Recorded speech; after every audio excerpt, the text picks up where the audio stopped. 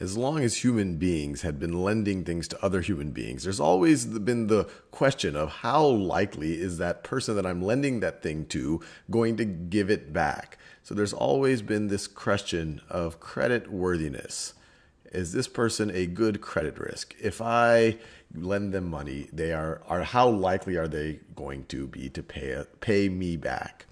Now, people have always found ways to come up with a solution here. How much money do they have? What kind of an income do they have?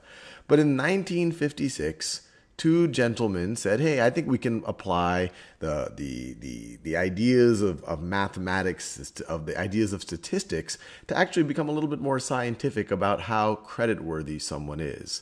And so these two gentlemen started what is known as the Fair Isaac Corporation. Fair Isaac Corporation. And when I first heard the name, I assumed it was started by a particularly fair Isaac, or at least an Isaac who thought that he was fair, so much so that he named it Fair Isaac. But it's actually named after the two founders, Bill Fair and Earl Isaac. So it's actually, the first one was Fair, Isaac and Corporation, then changed to Fair Isaac Corporation, and now it's often known as FICO. And what they came up with, Bill Fair was an engineer, Earl Isaac was a mathematician, is an algorithm for computing how creditworthy someone is. So they came up with an algorithm, and the algorithm has changed since 1956, because clearly technology has changed and our understanding of statistics and even the world itself that we're trying to understand has changed. But they started focusing on the problem of, given some inputs, can I give a score that can give you a sense of someone's creditworthiness? So they would take inputs like total debt, and actually not just total debt, but available debt, total debt to how much credit someone could get access to, things like payment history. So have they paid all their debts on time? Payment history. And other things like length of credit history and the types of credit. So length, and types of credit, and other things like how many people are inquiring about this person's credit and things like that. And then they came up with a score. And today, the modern FICO score, and the FICO really is I would say, the dominant type of credit score. There are other types of algorithms that people use, but FICO is still the predominant one. It will give you a score that is between 300 and 850. So 300 at the low end, 850 at the high end.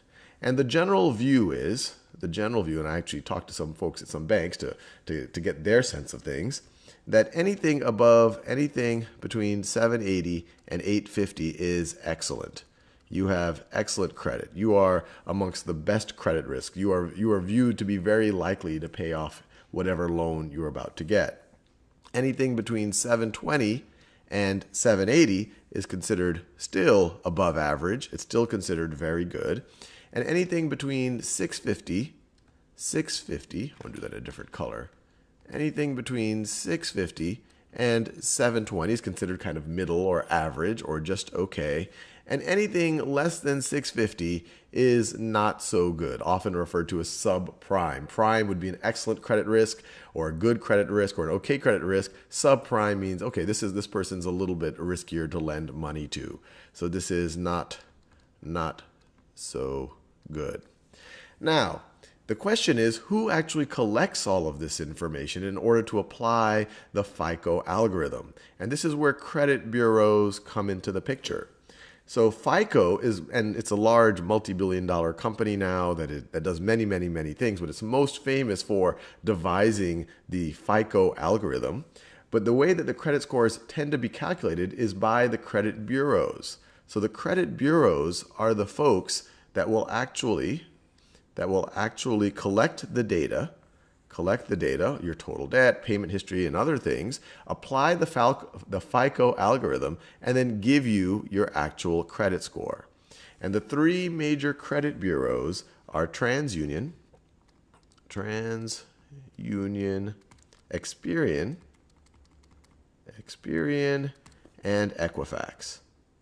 So if you were about to lend someone money, you could go to one of these credit bureaus and you could do an inquiry into their credit score. And actually you yourself as an individual can go and inquire about your credit score with each of these bureaus. And they offer different types of algorithms, but the FICO one is the most used one. So you could get a FICO score from each of these credit unions. And the score might be a little bit different because they all might have slightly different data here. But the way that it would generally work is if you were to go to your bank and ask for a mortgage, or go to a credit card company and ask for a credit card, or get a car loan, that entity, so let's say that this is the bank right over here that might be interested in lending you money, they are going to go to one of these credit bureaus. They're going to go to one of these credit bureaus and say, hey, give me this person's credit score. And so that credit bureau is going to look at all the data that it has on that person, put it into the FICO algorithm if the bank wants the FICO credit score, and give a score right over here. And if you have excellent credit, then you might get a low interest rate, or you might definitely get the loan.